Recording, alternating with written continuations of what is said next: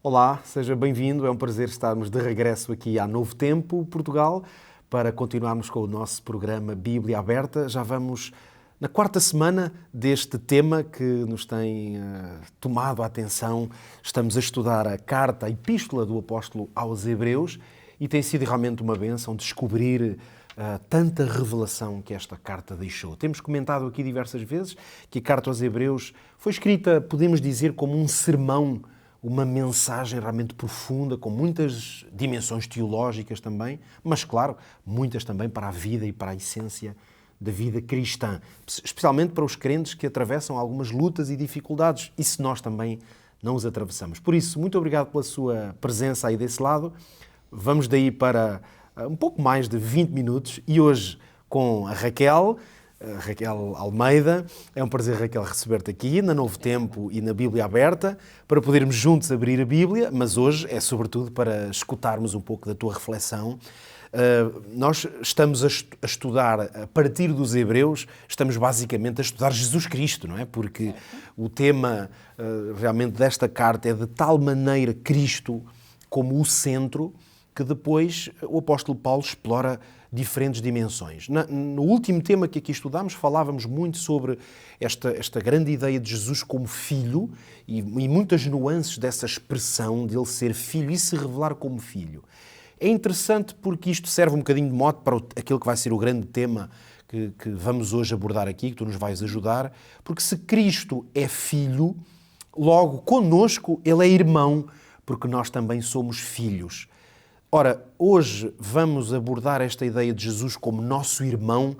Se tu pudesses resumir assim numa frase ou numa ideia, o que é isto de Cristo ser nosso irmão? Como é que tu o expressavas? Eu se calhar gostava de começar com um pormenorzinho que tem lá no título do estudo desta Bíblia Aberta. Porque diz que Jesus é o nosso irmão fiel. Verdade. Porquê? Porque se calhar poderemos conhecer alguém ou termos a infeliz experiência de ter um irmão que não é fiel. Um irmão que não, no fundo não é irmão, não é? Mas este Jesus com esta faceta de irmão, Hebreus deixa bem claro que é um irmão fiel. Um irmão que não falha nunca. Nunca. Porque se houver alguém que tenha uma experiência pouco feliz com um irmão de sangue, podia ficar assim um bocadinho aviesado com esta ideia, e a Bíblia deixa claro que Jesus é realmente um irmão fiel. E partimos deste pressuposto. Depois, como, digamos, para resumir, como tu estavas a dizer, eu ia pegar num texto que serviu de base a todo este estudo, não é? Que é o de Hebreus 2:14, e eu queria ler numa versão um bocadinho mais atual. Contemporânea, exatamente, que é na Bíblia o livro. E diz assim: "E visto que nós, seus filhos, somos seres humanos feitos de carne e de sangue, ele, Jesus, também se tornou carne e sangue, pois só como ser humano ele poderia passar pela morte e assim esmagar a força daquele que tinha o poder da morte, que é o diabo." Muito interessante.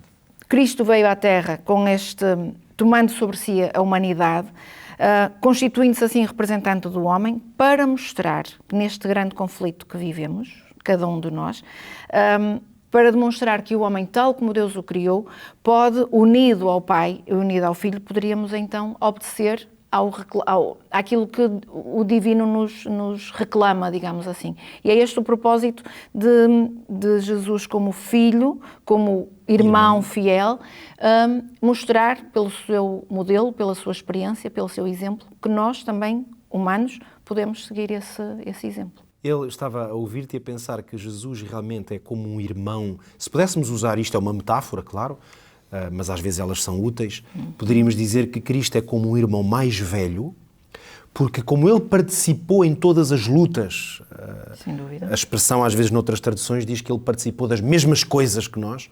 Se ele participou das mesmas lutas e venceu-as, isso é como nós olhamos para o nosso irmão mais velho e temos-lo como um exemplo, que curiosamente, mesmo nas relações humanas, lá está, como dizias, bem, numa boa relação fraterna, o irmão mais velho serve muito de referência ao irmão mais novo, não é? Se tudo correr bem, sim. Nós às vezes é que falhamos. Só que este irmão mais velho, que é Cristo, ele não falha. Agora, com certeza que dentro deste grande conceito de Jesus como irmão, Há aqui um conjunto vasto de outras dimensões que na Carta aos Hebreus, mas também noutros textos da Bíblia, nós podemos explorar isto com um bocadinho mais de profundidade. E eu gostava agora que tu nos ajudasses a explorar outras dimensões desta expressão Jesus como irmão fiel. Se nós olharmos para o Israel do antigamente, percebemos que o irmão, o parente mais próximo, o irmão mais velho, tinha uma função, digamos, de redentor.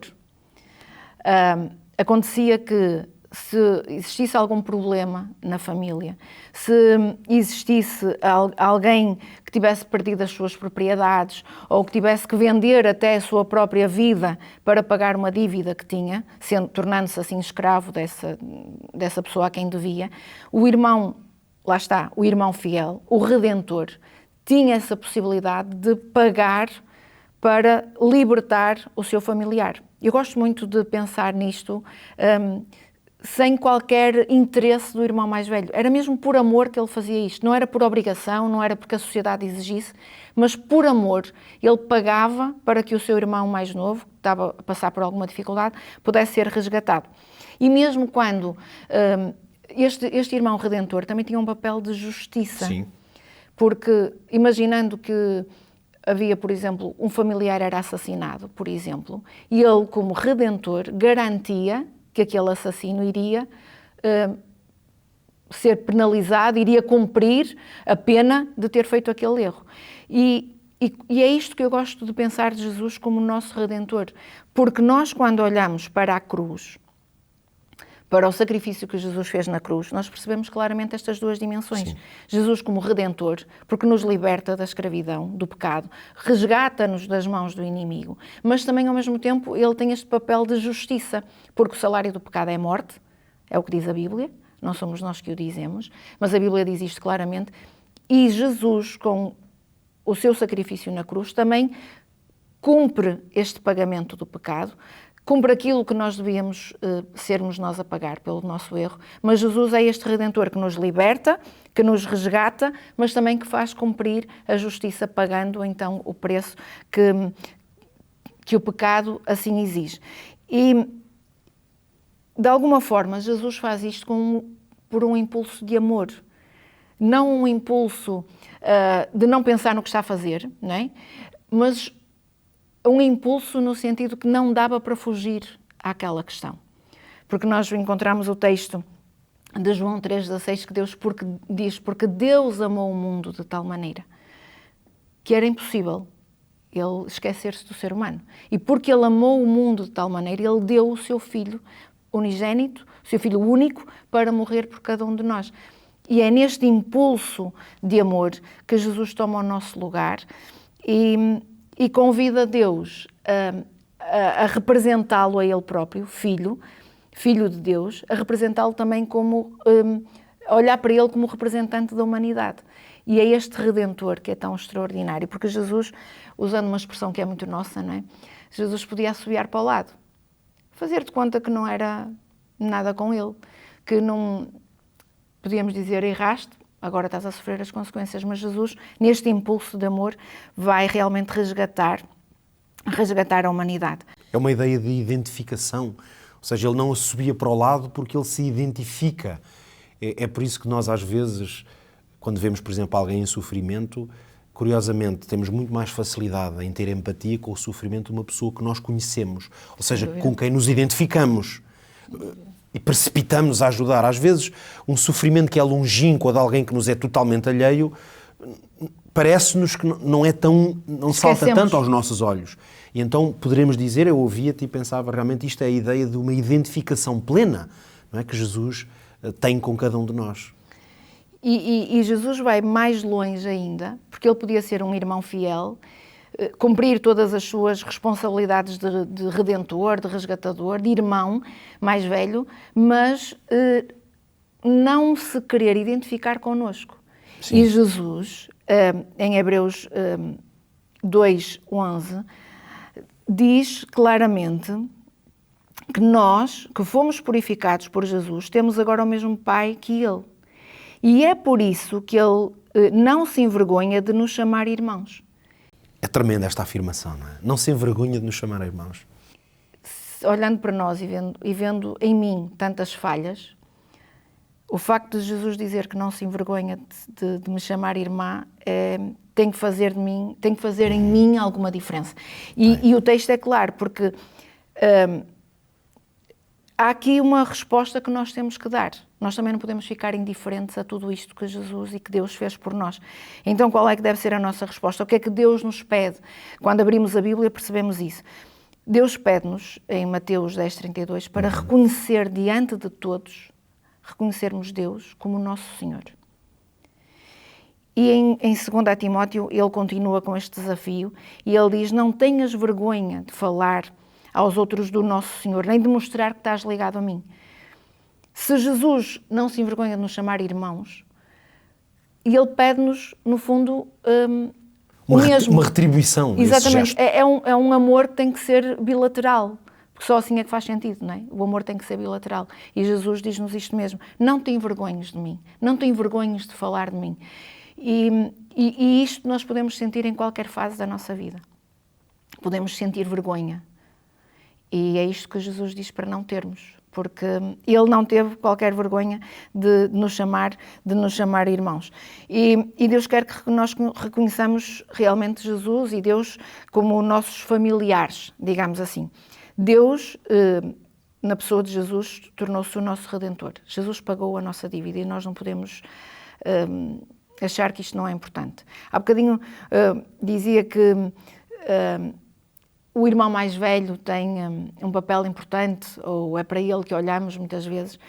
Eu tenho uma irmã, 5 anos mais nova que eu, e eu cresci a ouvir o meu pai dizer isto. E isto é uma frase que nós as duas temos muito clara na nossa memória, que ele dizia muitas vezes: tu és o espelho da tua irmã.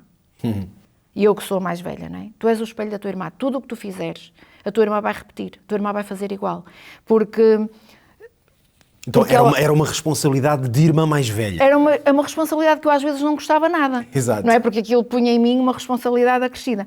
E Jesus, sendo esse nosso irmão mais velho, ele também nos mostra a maneira como nós devemos viver.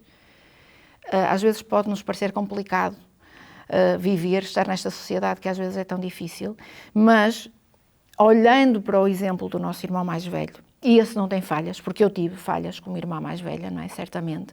Mas Jesus não tem. É esse irmão fiel. Olharmos para ele, vamos perceber como é que nós podemos, então, viver. E nós percebemos isso de uma forma muito clara, porque eu podia dizer à minha irmã: tu és minha irmã, e ficarmos por isso mesmo. E éramos irmãs do mesmo pai, da mesma mãe, mas não termos qualquer tipo de relacionamento.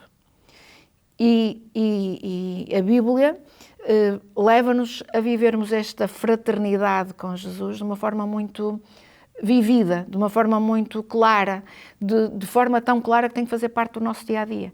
E por isso é que nós encontramos, através do apóstolo Paulo, o desafio que Deus nos faz, porque ele diz para nós não retermos a nossa confissão de fé. Não basta apenas dizermos que somos cristãos. Não basta apenas dizermos que somos irmãos de Jesus. Por mais que isso nos honre, nós temos que viver à altura de sermos irmãos de Jesus. E aqui é que é o nosso desafio. Aqui é que nós podemos viver com alguma dificuldade, mas nós temos que ser coerentes com aquilo que dizemos. É que sermos irmãos de Jesus dá-nos um nome, não é? Exatamente. Porque se há uma coisa que nós partilhamos com os nossos irmãos aqui na Terra, é o nome. Exatamente. E logo, se Jesus, Ele é que nos deu a honra de sermos chamados seus irmãos, porque ao contrário de nós, ainda pensando nesta ideia, eu também tenho uma irmã mais nova, portanto estou na mesma posição que tu, mas a verdade é que nós não escolhemos ser irmãos mais velhos. Essa responsabilidade que poderíamos sentir, mas porque é que eu tenho que ser um exemplo? Eu não escolhi, eu não quero, nós não tivemos culpa. Mas Jesus é o irmão mais velho porque quis. Exatamente. Foi uma escolha dele, foi um caminho que ele quis fazer. Isso é tremendo. E quando essa relação de irmãos é plena, funciona perfeitamente. Como irmãos, às vezes dizem-nos: vocês dão-se muito bem, são muito amigas, estão sempre uma a apoiar a outra. E eu às vezes até digo à minha irmã: mas nós somos apenas irmãs. Porque é isso ser irmão. É isso ser irmão. Nós não somos irmãs especiais, nós somos irmãs, ponto. com o verdadeiro significado que é isso isso. implica. Porque se a minha irmã está a sofrer, eu sofro, se calhar mais do que ela, porque sinto a impotência de não conseguir fazer nada por ela. E é esta relação de proximidade, é esta relação que quase não precisamos dizer nada para sabermos o que a outra está a pensar. É isto que Jesus quer viver connosco. Isso não é intimidade? Exatamente. Cumplicidade. É deixarmos moldar também, de alguma forma. É verdade que com Jesus não somos nós que o vamos moldar, mas Jesus diz para nós vivermos conforme aquilo que Ele é. Ganharmos a forma de Jesus. E é muito curioso, porque às vezes também na família nós percebemos isso. Dizem-nos, eu vi a tua filha e eu reconheci porque a tirei pela pinta. Diz aqui no Norte, não é? Tirei-a pela pinta. Há ali características que faz com que algum amigo do nosso pai ou da nossa mãe nos identifique. Mesmo que sendo de outra geração, identificam, não é? Exatamente. Um olhar, os traços, um jeito. E é isto que Jesus nos diz. Se eu vos considero meus irmãos, se eu vos dou essa honra, então vivam de tal forma que os outros percebam. Há ali qualquer traço de caráter semelhante ao de Jesus. Há ali um aspecto que realmente não há como negar. É irmã de Jesus ou é irmão de Jesus. É este o desafio que Deus nos faz, não é? Quando estavas a falar aí, eu estava a pensar numa ideia... quando falavas sobre a ideia de bem, se somos irmãos, como é que eu não posso apoiar e estar aqui para a minha irmã se ela é minha irmã? Em certo sentido, isto não é também pelo facto de nós partilharmos com os nossos irmãos o mesmo sangue? E o sangue é uma coisa muito poderosa, porque significa que aquela pessoa que está ali, no fundo também sentimos isto com os nossos pais e até com outros familiares, nós partilhamos sangue. O que é belo nesta metáfora, porque isto é em certo sentido uma metáfora que estamos a fazer, porque a Bíblia faz permanentemente entre a família e os irmãos e Cristo. Nós a Cristo também estamos unidos por laços de sangue, não é? Sem dúvida, sem dúvida. Há bocadinho dizias que nós não escolhemos ser o irmão mais velho, nós não escolhemos os irmãos que tivemos, nem a sequência, aqueles que têm mais do que um, a sequência que eles apareceram na nossa vida. Mas este Jesus, como o irmão mais velho, escolheu tornar-se nosso irmão de sangue pelo sacrifício que ele fez na cruz. E às vezes eu penso que nós lemos tantas vezes isso na Bíblia, é uma imagem já tão familiar para nós, que quase que nos esquecemos, falo por mim, do sacrifício que isso foi. Parece que lemos, ou vemos num filme retratado e parece que foi feito assim com alguma ligeireza. Parece que foi fácil para Jesus fazer aquele sacrifício por nós. Foi fácil pelo amor que Ele nos tinha, mas foi difícil por tudo aquilo que implicou. E verdadeiramente nós somos irmãos de sangue de Jesus pelo sangue que Ele verteu na cruz, sem dúvida. Carne, e é interessante porque a expressão carne e sangue, até uma expressão bíblica que é relativamente frequente, normalmente ela refere-se às nossas fragilidades, aquilo que é a carne e o sangue. Mas Cristo teve que tomar carne e derramar sangue, não é? Então é muito poderosa esta ideia de total identificação de Deus em Jesus com as nossas fragilidades. Porque o sangue significa uma certa fragilidade. Quando nós derramamos sangue, alguma coisa não está bem, não é? Sim.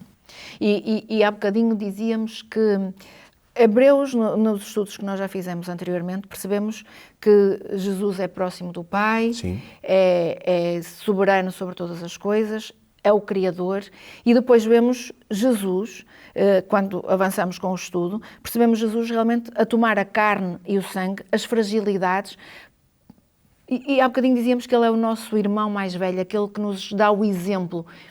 E Jesus quis também mostrar-nos que nós, com as nossas fragilidades, e eu dizia isso há bocadinho no sumário, digamos assim, Jesus veio com tudo isso, veio com a humanidade. Isto pode parecer às vezes um bocadinho difícil nós entendermos, e é, porque Jesus veio a esta terra com uma humanidade plena. Jesus foi vencedor com uma humanidade plena. E se calhar a grande luta de Jesus foi não recorrer ao poder divino que Ele poderia facilmente... Porque assim, Jesus também tinha um instinto de sobrevivência. E quando ele enfrentou aquela cruz, mesmo sabendo que através dela iria salvar cada um de nós, iria pôr à disposição de todos a salvação, mesmo aí, o instinto de sobrevivência de Jesus, esse Jesus humano, este nosso irmão mais velho, poderia vir ao de cima. Sim. E não veio, e essa foi, para mim, a maior tentação que Jesus passou nesta terra. É aquela tentação da autoridade que ele tinha e que podia usar. Quase que vemos isso expresso de uma maneira tão visível na cruz, quando lhe dizem: se és o Filho de Deus, sai daí, não é? Exatamente. E mostra-te. É isso, não é? Jesus podia tê-lo feito, não é? Podia, mas aí falharia todo o processo da salvação. E muitas vezes, mesmo quando Jesus foi conduzido ao deserto após o seu batismo, Satanás também diz isso: se tu és o Filho de Deus, transforma estas pedras em pão. Se tu és o Filho de Deus, lança-te, porque Deus mandará anjos para te socorrer.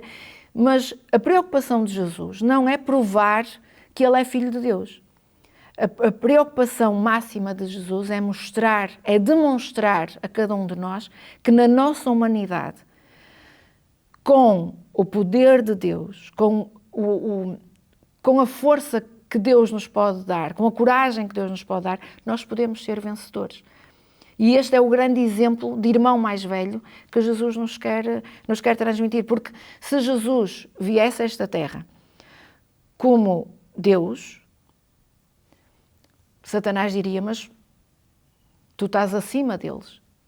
Tu tens mais poder que qualquer ser humano que tu criaste. E se calhar até nós diríamos. Exatamente, até nós duvidaríamos daquilo que Jesus Quando víssemos as nossas lutas, diríamos: não, mas tu não as viveste como nós. Exatamente. Mas Jesus vem com a sua humanidade plena, sem qualquer truque, truque na manga para dizer: não, agora eu vou usar aqui esta estratégia, ninguém vai perceber, mas Jesus foi vencedor, derramou sangue como realmente humano. Porque embora não tenha pecado, que é isto que também Jesus nos ensina, porque se Jesus também viesse a esta terra e tivesse pecado, como qualquer um de nós, então o sacrifício dele também não fazia sentido. Seria uma morte como qualquer outra. Mas a morte de Jesus faz a diferença na vida de todos aqueles que aceitam esse sacrifício, porque a morte de Jesus tem esse valor. Jesus morreu na cruz, sem pecado, sem ser Deus, não é? Ou melhor, não posso dizer sem ser Deus, mas com toda a sua humanidade plena e esvaziando-se. Porque isso é o que diz o apóstolo, esvaziando-se dessa condição. Essa é a expressão certa. Esvaziando-se da sua divindade, oferece-se por cada um de nós com toda a sua humanidade, fazendo válido esse sacrifício, aperfeiçoando realmente esse sacrifício na cruz. O tempo vai avançando e nós já estamos perto mesmo, pertinho do nosso final.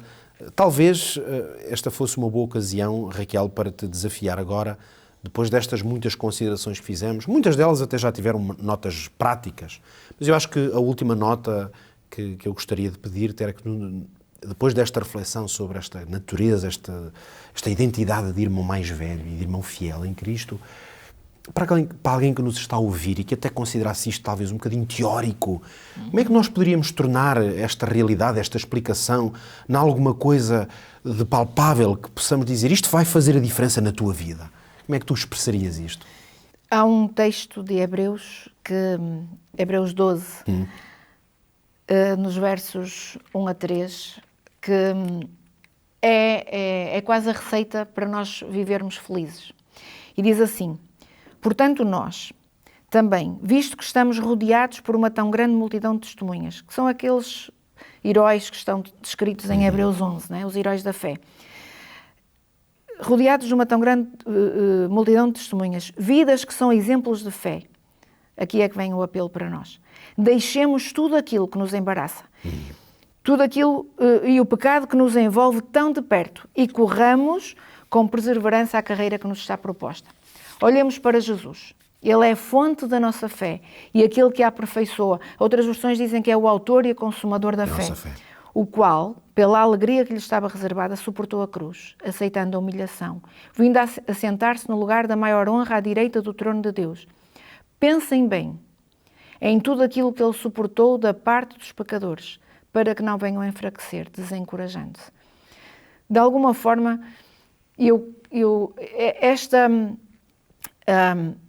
não desistir de Jesus. Eu queria contar uma história, porque acho que as histórias ajudam-nos a perceber. Temos 2 minutinhos? 2 minutinhos. Então, um homem gostava de carregar para todo lado, ele fazia-se acompanhar de um conjunto de balões.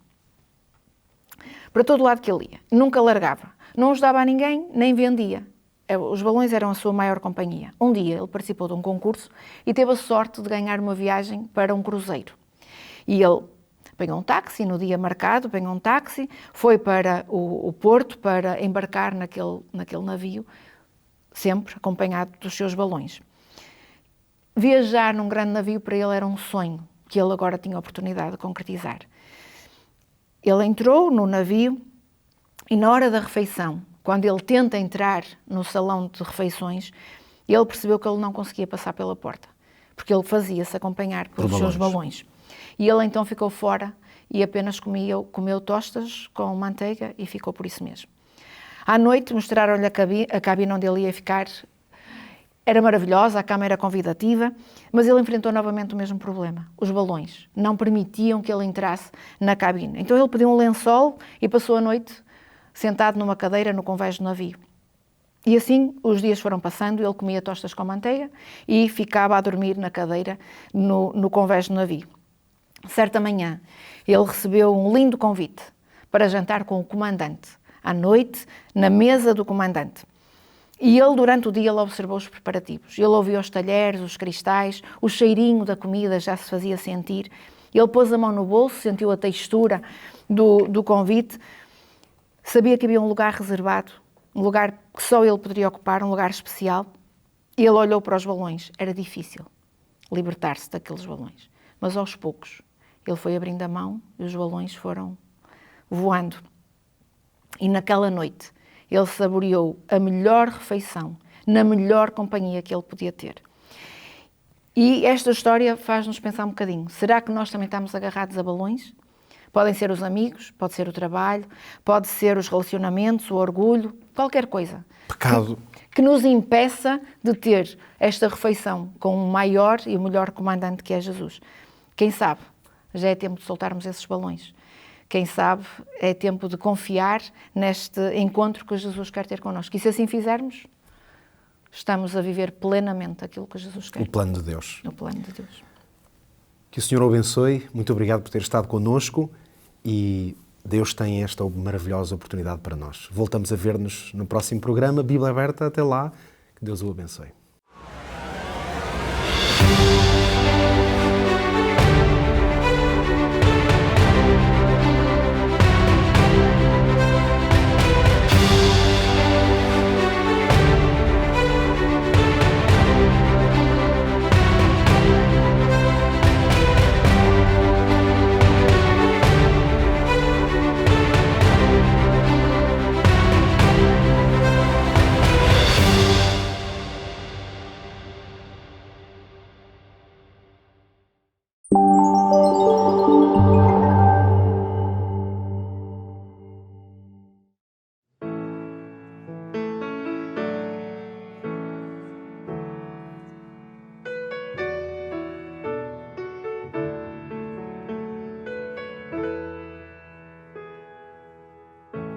Você está parado na encruzilhada, olhando a montanha que tem para escalar. Bem lá no alto fica o seu sonho e você está pensando: como vou conseguir?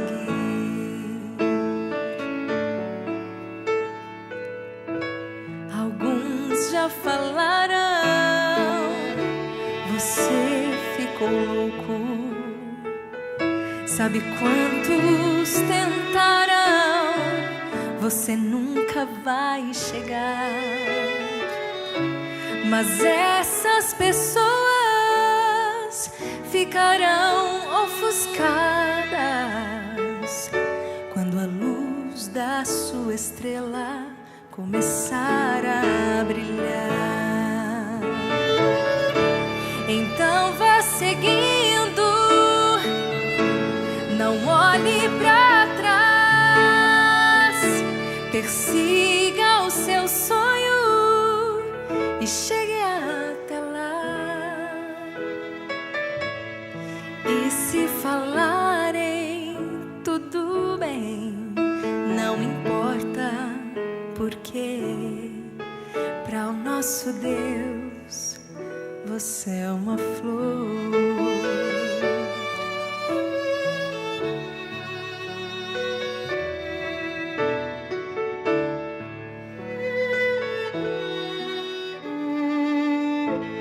Alguns alcançarão a sua chegada, escalaram a montanha, decidiram arriscar.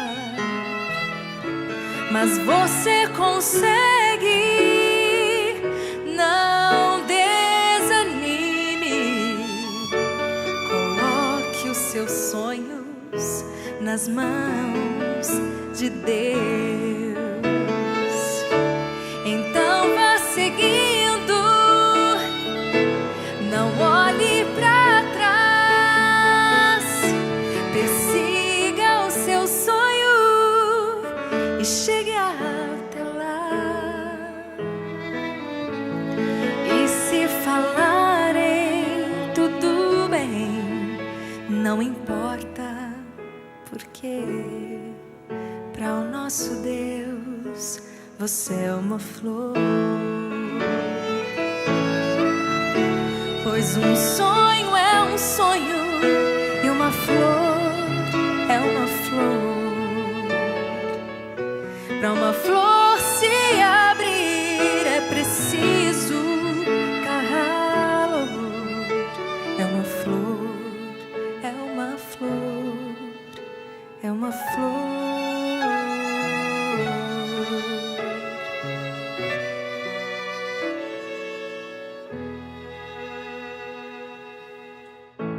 Lidar com problemas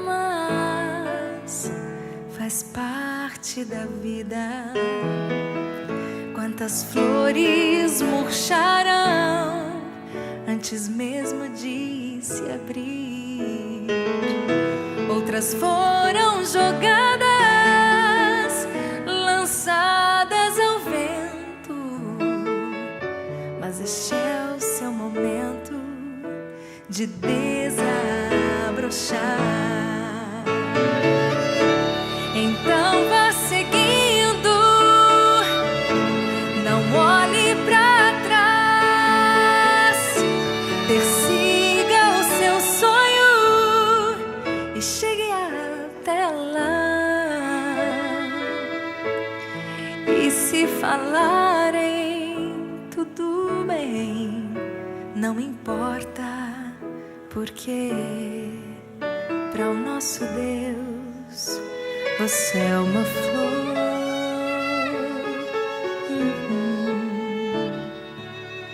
Para o nosso Deus você é uma flor.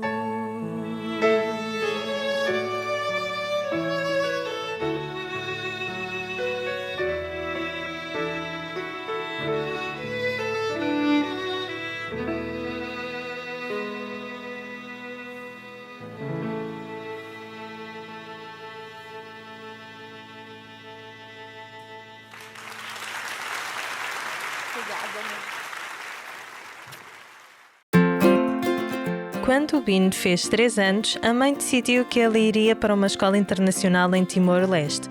Uma escola internacional não é igual a uma escola pública. Andar numa escola internacional em Timor-Leste é gratuito e os professores falam português.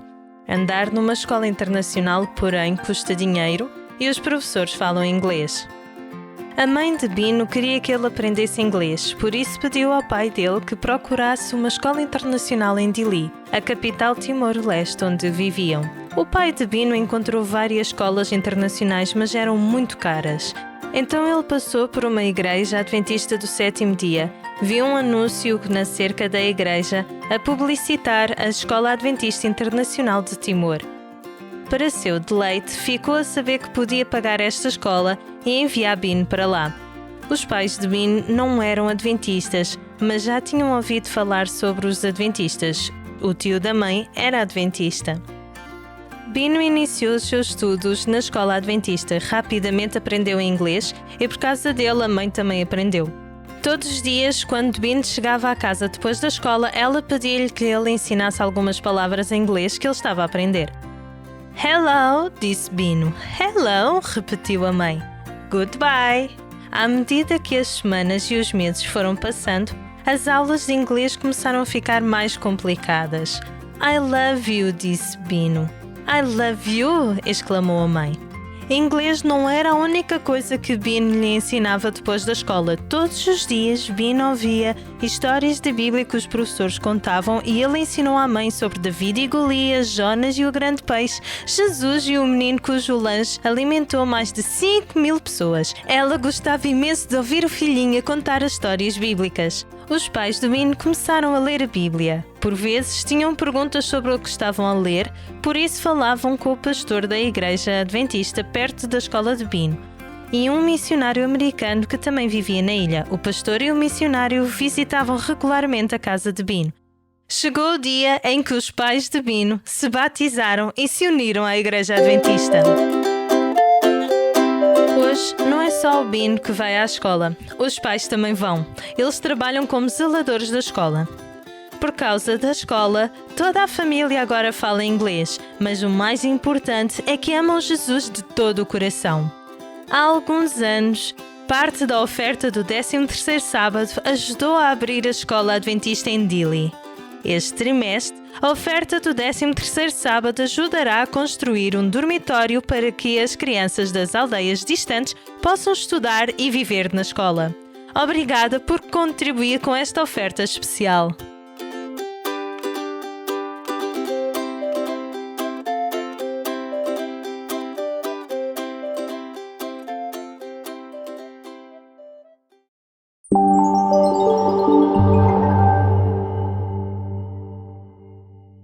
Estamos na Bacia de Pisco, no Peru, uma região inóspita onde chove a cada 30 anos. Aqui, os ventos são constantes e intensos, a vegetação é inexistente e o clima extremamente seco. Tais condições afastaram durante milhares de anos pessoas e animais. Mas, num cenário que parece desolador, esconde-se um tesouro para a paleontologia. Fósseis de baleias em pleno deserto, dezenas, centenas deles, têm intrigado a ciência e atraído pesquisadores até aqui.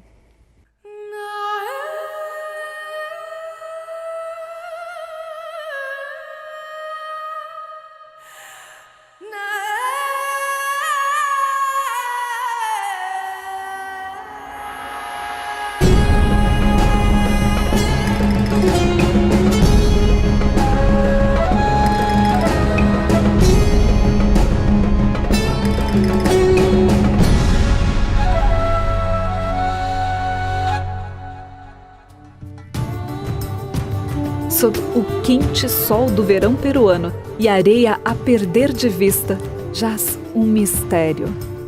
O mais curioso não está apenas no fato de baleias fósseis se encontrarem no deserto. A área hoje está a cerca de 30 quilômetros do mar e acredita-se que a antiga enseada tenha sido coberta pelo oceano.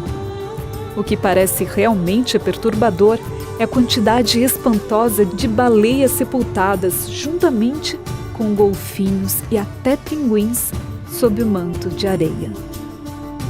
O Dr. Raul Esperante trabalha pesquisando fósseis de baleias aqui no deserto peruano há mais de 15 anos, em conjunto com uma equipe multidisciplinar de pesquisadores dos Estados Unidos, Peru, Espanha e Itália.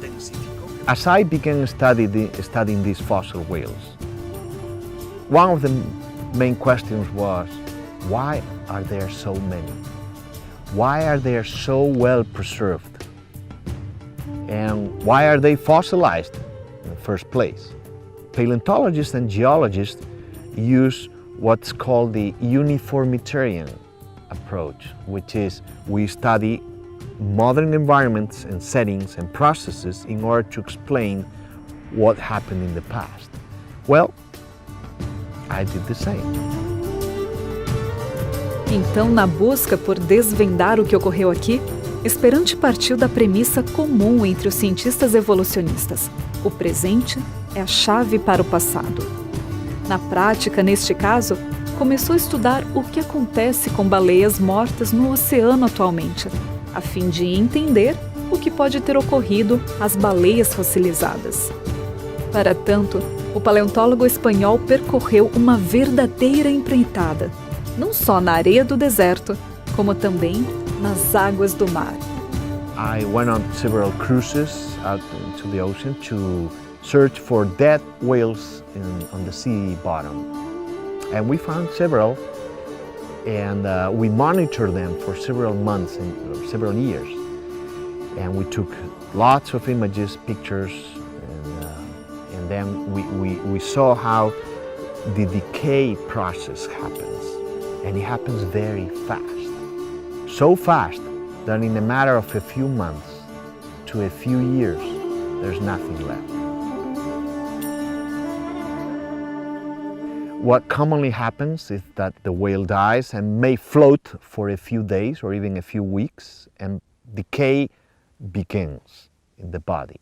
If the whale sinks, it becomes food for many other organisms that live in the ocean, like fish, sharks, crabs, mollusks, a host of different animals that see that big whale carcass as a banquet. So they began to eat out the soft tissue, the flesh. Whales have a lot of fat, which is a good source of nutrients for marine organisms. That may take a few weeks or even a few months, but eventually all the flesh is gone, eaten up by scavengers. The interesting thing is that even before all the flesh is gone, bones are also scavenged, especially by crabs and worms, a special kind of worms called oxidax worms that colonize the bones, bore into them, and in symbiosis with bacteria, they eat out the bones. So they perforate them, and in a matter of a few weeks to a few months, they destroy the bones completely. O processo monitorado atualmente é um grande contraste com o estado dos fósseis de pisco, que não apresentam sequer sinais do início de decomposição nos ossos. Neste caso das baleias, a premissa uniformitariana não explica o passado, pois o processo atual não se equivale ao de outrora. Para que todos estes fósseis estejam aqui hoje, algo muito diferente deve ter ocorrido. In order to a fossil to form, the organism must have hard parts, bones. A whale has bones. Rapid burial must occur. Otherwise, scavenging and physical and chemical breakdown will destroy the bones. And then the sediment in which the bones are buried must have the right geochemical conditions. So in this setting, we have the bones, but if rapid burial does not happen, the bones are not going to be preserved and fossilized. And that's what happens in modern environments. Dead whales decay fast and are not buried in sediment fast enough to prevent scavenging and decay and breakdown. So all the bones eventually are destroyed in modern times. There's the likelihood of fossilization in modern environments is almost zero. So that raises the question, why do we have fossils in the first place? So if we go back to the conditions of the requirements of fossilizations, we do have bones, and those bones must have been rapidly buried in order to fossilize. Otherwise, they would have been destroyed under conditions of slow deposition of sand and mud, just as we see in modern environments. E diante de tantas centenas de baleias fossilizadas, a pergunta crucial é: como morreram e o que exatamente causou a fossilização? Para recompor a história, Esperante e equipe têm escavado os fósseis durante todos estes anos e analisado tanto ossos como as rochas e sedimentos. So we worked different hypotheses. One of them is that they were killed by toxic algal blooms. That's a possibility. We have not seen that in the present, but it's a possibility that we are considering. Why? Because the sediments have a high content of diatoms, which are marine algae. Some diatoms are toxic in modern times, are toxic and kill marine and even land organisms. So we want to analyze the sediments, the diatom content in the sediments, and see if we can find toxic species that may have directly or indirectly contributed to massive die-offs of whales. Outra hipótese é a morte de baleias em decorrência de muitas nuvens de cinza vulcânica que teriam sido inaladas por estes grandes mamíferos. How could that happen? Well, we know that whales need to come out to the surface to breathe. And if they inhale volcanic ash, their lungs may have been destroyed, because when we look at the sediment under the microscope, we see volcanic glass, like shards with very sharp edges that would destroy the lungs. But again, these are hypotheses. I don't think we can prove any of them, but they are working hypotheses that we are considering in order to explain the massive amount of dead whales that happen here. Outro detalhe surpreendente que os especialistas descobriram durante a pesquisa é uma evidência inegável. O grau de preservação dos fósseis apresenta-se uniforme entre todas as amostras encontradas, o que reforça a hipótese de morte em massa com um único sepultamento. We have excavated tens of specimens of fossil whales. Some of them are fully articulated, meaning that the skeleton the bones are connected as they were in life. Others show different degrees of articulation or disarticulation. The bones are disconnected from one another, but they're still associated, they're grouped, so that you can say that it's a specimen. But all the specimens, all the skeletons show a high degree of preservation, the same high degree of preservation regardless articulation. This articulation requires some time during decay of the carcass. So you would expect to see here different degrees of preservation because you have the time to allow for this articulation. However, we find that the degree of preservation is uniform among all these specimens found here. Again, that's not what you see in modern environments when you find several whale skeletons resting on the seafloor in the process of decay. You see different degrees of preservation. Some of them are heavily deteriorated and perforated by worms and the bones destroyed, and others, they're still in good shape because they had landed on the seafloor recently. Well, we don't see that here. All the specimens are very, very well preserved. The bones are just like they were in life. And I believe that the possible explanation is that they were rapidly deposited, all of them at once. But still, the question remains, why then do we find both articulated and disarticulated specimens. And again, further work is needed to explain those things.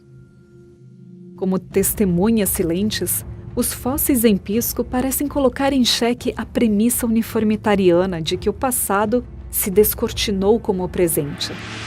Afinal, estes ossos não apresentam um único furo por necrófago sequer, como se realmente não houvesse tido tempo para isso. Dado o tamanho de baleias e seu grande número, algo descomunal parece ter tido lugar aqui, em um passado remoto. Why are there so many fossil whales here? What we think is that we are looking at conditions in the past that were very different from what we see in the present. Conditions of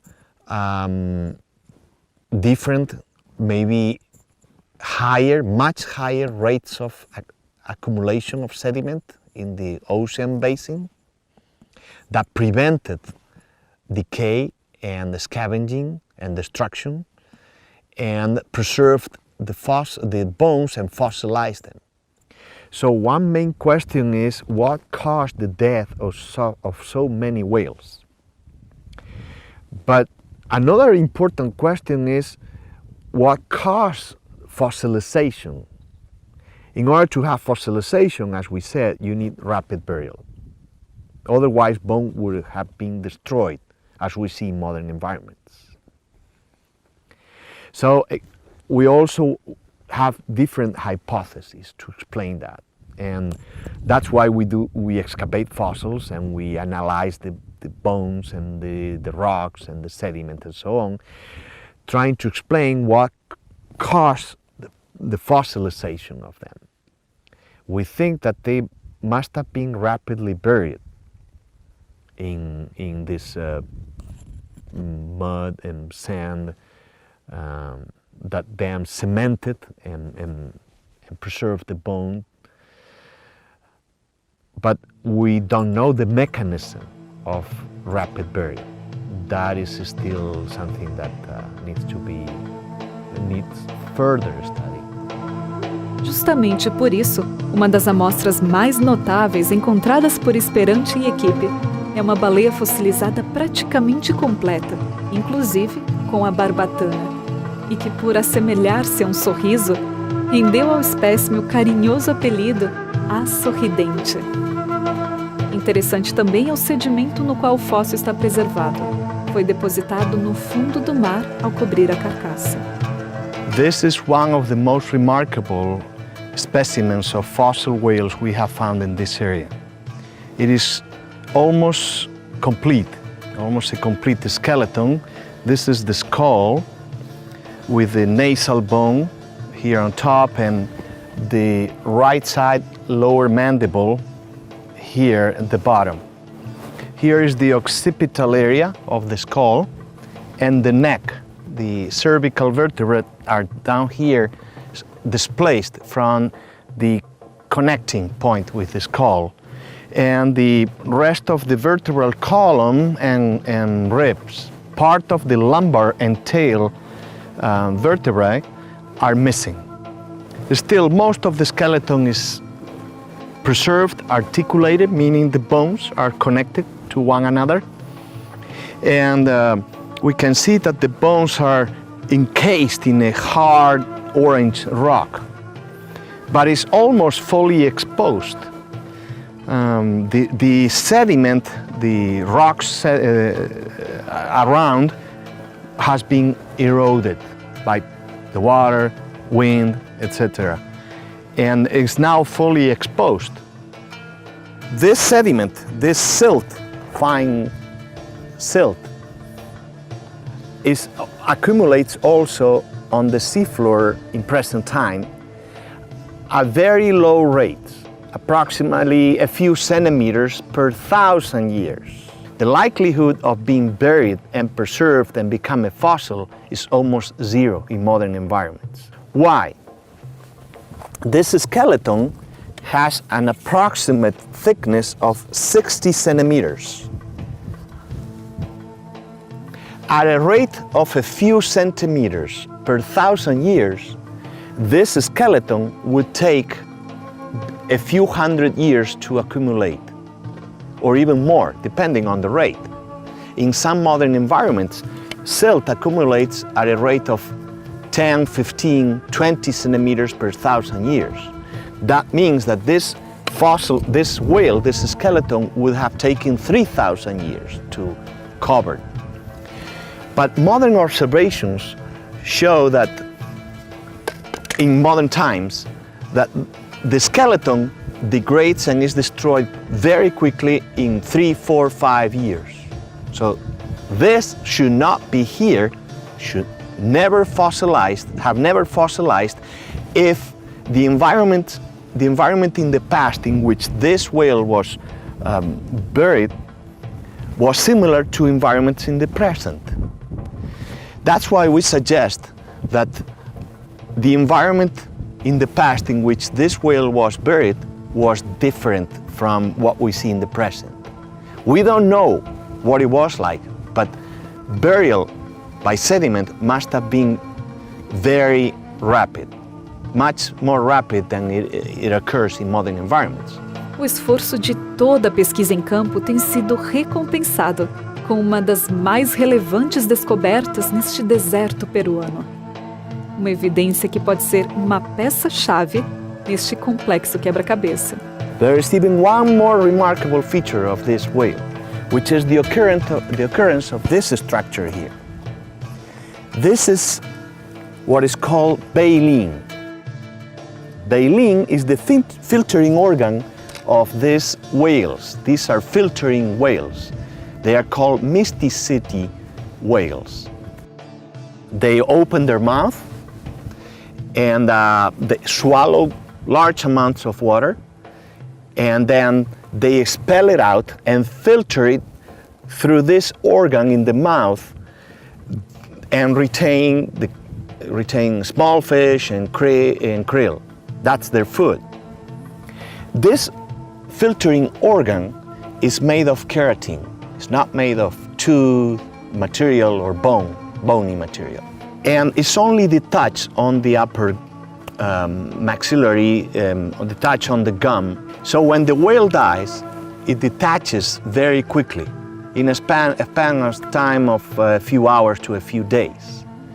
So if this whale was exposed on the seafloor for several years or tens of years waiting to be buried by slow sedimentation, baleen would have been destroyed very quickly, detached, removed, destroyed in a matter of a few days or a few weeks.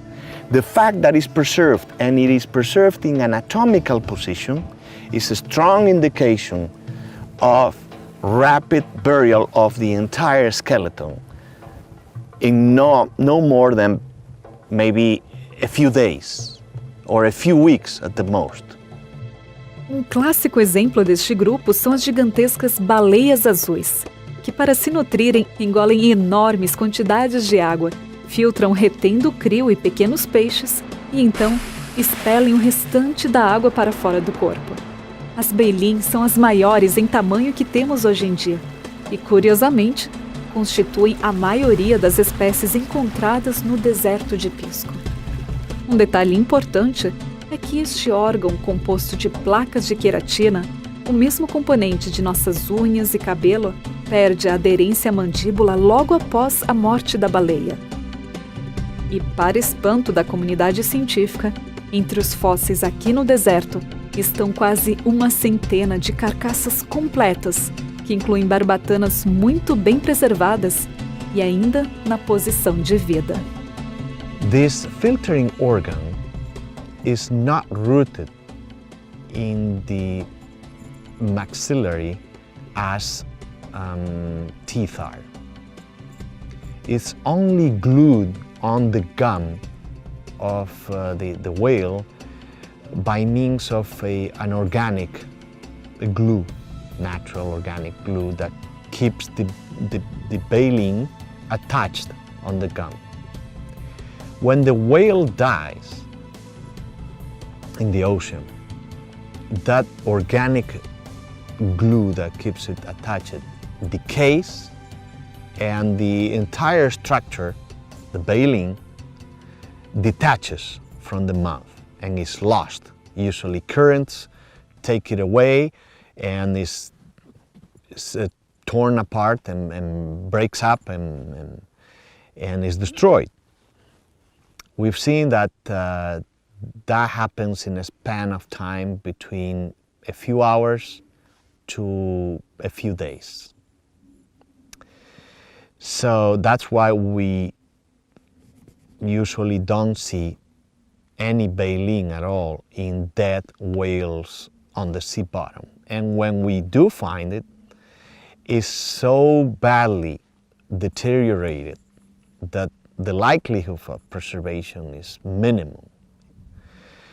And that is the reason why we don't see fossilized, we have not seen fossilized baleen until now. When I began these studies, I searched for cases, specimens of fossilized baleen around the world.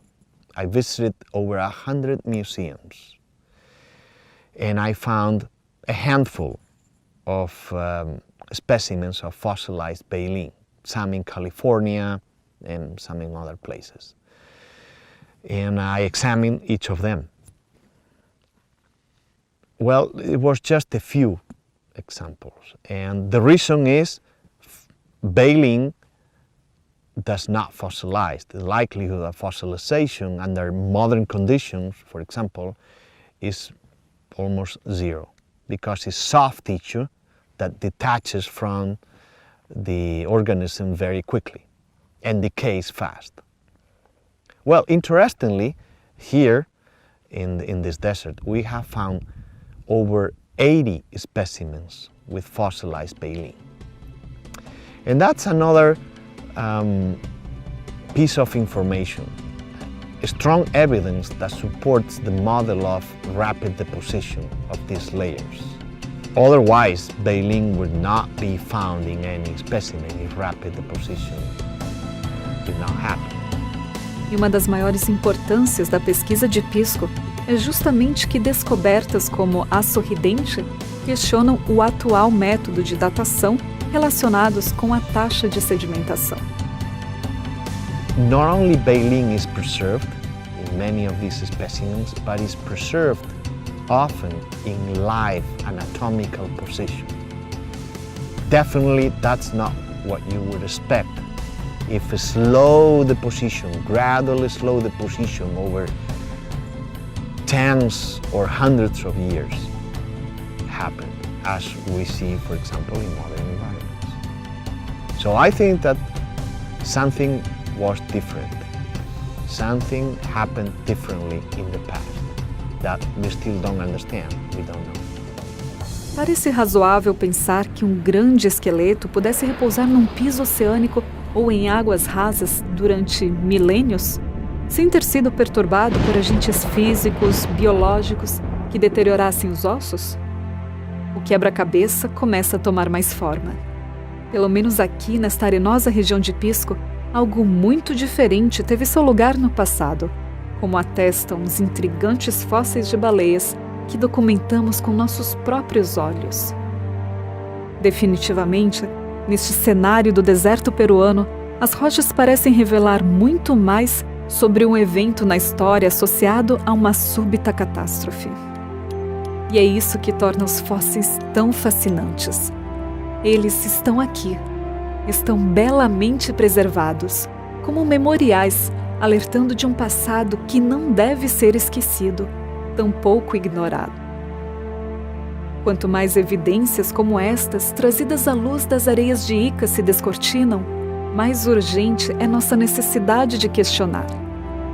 Até que ponto o comumente imposto por humanos deve ser tomado como infalível?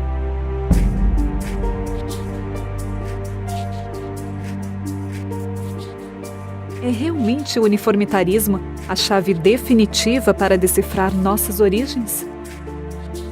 Junto à comunidade científica, a pergunta o que causou a morte massiva destas centenas de baleias permanece sem resposta.